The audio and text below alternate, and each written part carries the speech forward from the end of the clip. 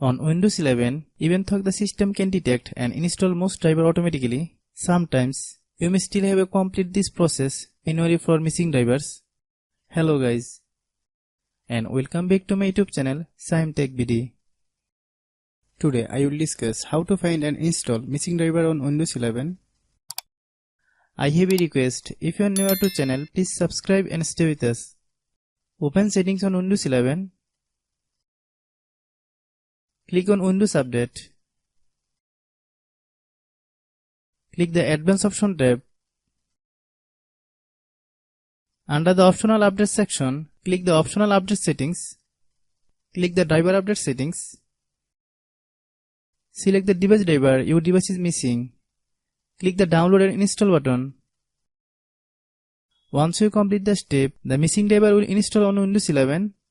Restart the computer. Hope you understand.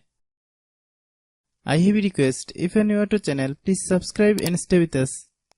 By watching my tutorial for more tech videos, you can subscribe.